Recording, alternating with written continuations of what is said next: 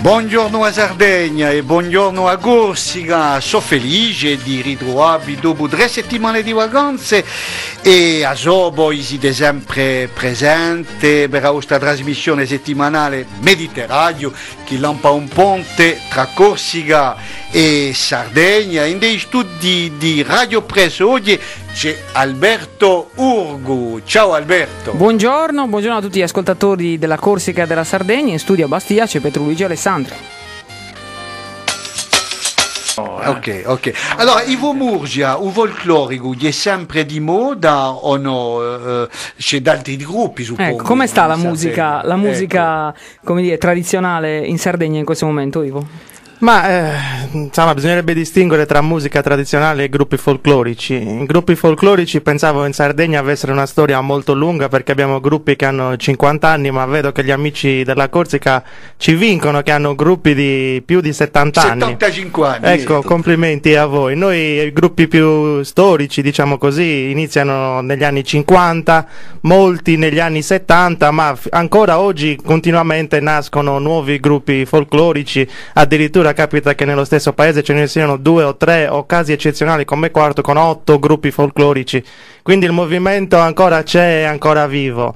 Bisogna dire che questi gruppi nascono quando il ballo sardo in piazza, ballato normalmente dalla gente, stava venendo a scemare, stava diminuendo, quindi i gruppi folclorici si inseriscono in un momento un po' di abbandono della musica, delle tradizioni popolari e le ripropongono rappresentandole col costume, il ballo, i canti. Comunque ancora oggi, grazie anche poi all'evento di una ventina di anni fa della televisione, questi gruppi godono ancora di buona salute, diciamo così. E invece facevi una differenza con la musica tradizionale, Ivo? Sì, insomma, bisogna dire che i gruppi folclorici oggi si adattano molto spesso a delle esigenze di spettacolo e televisive che a volte mal si conciliano col rigore della tradizione che prende, altri percorsi. Diventano più pop, diciamo così. D'altronde andare in televisione pone una grossa questione. Per esempio, mi ricordo io, un poeta basco una volta disse, un grande improvvisatore, Antonio Gagna, disse: per noi, per la nostra musica tradizionale, andare in televisione è un grosso problema, per i nostri tempi, i nostri ritmi, eccetera. Non andarci sarebbe peggio, perché le esigenze di spettacolo oggi sono molto importanti. Allora, una problematica o Murgia, giustamente i cantatori moderni non sono mica vestiti in costume popolare, i gruppi folclorici sì, ho fatto che giustamente questi gruppi qui difendono l'arte e la cultura di questo paese di una maniera completa, per il canto e per il vestimento. I gruppi folclorici sardi tipicamente sono in costume tradizionale, secondo il paese indossano il costume tradizionale del loro paese. I cantanti moderni, elli no? Prego? Dico, i cantanti, gli interpreti moderni. No, non necessariamente. Ci sono per esempio i gruppi di canto e tenore, alcuni vestono il costume, altri vestono in velluto, che è diciamo un po' un secondo costume tipico insomma del centro della Sardegna, però i gruppi più moderni, diciamo di pop o musica leggera in sardo, non vestono di solito il costume, fanno qualche richiamo così etnico nell'abbigliamento, ma nulla di più. Ma c'è in Sardegna cantanti di musica di musica sarda come ci sono in Corsica, come sarebbe i Muvrini a Vileta, i Chiami Aglialesi, c'è gruppi così tradizionali che traducono la tradizione in musica più moderna? Ci sono tanti gruppi sardi in tanti tipi di musica, abbiamo dall'etno jazz al pop, al rap, anche al rock estremo al limite dell'heavy metal come i Canzenecche, Zocco, eccetera eccetera, quindi diciamo che tutti i campi della musica moderna sono coperti dagli esponenti o dagli artisti in sardo. Sì, ultimamente in Sardegna, tra l'altro l'ha citato anche Ivo, proprio l'hip hop, il rap è diventato una forma per veicolare la lingua sarda straordinaria. Molti gruppi di giovanissimi proprio cantano e fanno rap in lingua sarda imitando un po', no? I linguaggi dei ghetti americani. Questo è molto interessante. Anzi, diremo anche di più, che il rap in sardo si è già segnalato per alcune peculiarità e alcune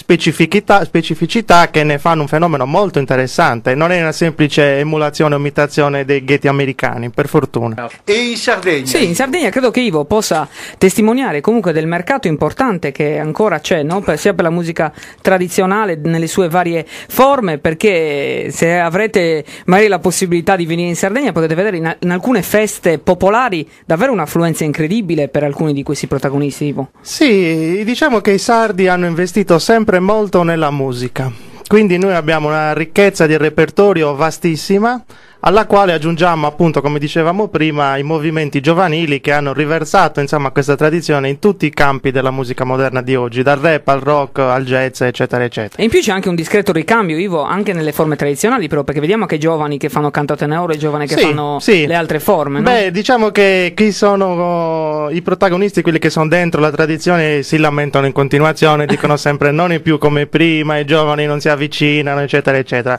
C'è un po' questo malessere un po' diffuso. Però invece, se andiamo a analizzare a fondo il fenomeno, dobbiamo dire che rispetto ad altre tradizioni non stiamo così male, non siamo messi così male, i giovani ci sono, in tutti i repertori c'è qualche nuovo addetto, c'è qualche scuola, i comuni si muovono, ci sono dei corsi dove si chiamano i maestri, si cerca in un modo o nell'altro di non perdere la tradizione, quindi il panorama, se vogliamo essere ottimisti, possiamo esserlo, cioè non è così tragico alla fine. Hai visto Murgia, c'è un po' qui in Corsica, l'opposizione già è moderna.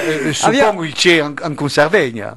Sì, sì, sì. Abbiamo sentito comunque da Ivo, no, che in Sardegna c'è sempre una grande tensione, un grande movimento. Ivo, magari possiamo citare qualche appuntamento importante, no, per gli appassionati, anche per i nostri amici corsi che magari vorranno venire in Sardegna. Senz'altro l'estate è la stagione principe per vedere il folk in Sardegna. La Sardegna è anche la terra delle feste, in ogni paese ci sono 2 o 3 feste all'anno, ma d'estate sono sempre le maggiori, le più importanti. Inoltre ci sono grossi festival di folklore internazionale, quindi non solo sardo, dove spesso vengono ospiti dall'Europa e dagli altri continenti. C'è per esempio Champita a Quartu, che è un grosso festival che dura una settimana e che dura da più di 20 anni, che richiama ogni anno gruppi, come dicevo, da tutto il mondo, ma ce ne sono anche altri sempre nel Cagliaritano, ad Assemini o da Ittiri nel nord Sardegna, tutti festival molto grossi che, ripeto, richiamano gruppi da tutto il mondo, e speriamo anche i corsi a questo punto. Perché no? Facciamo un invito, no? Anche a Mattiaioli a venire di nuovo in Sardegna.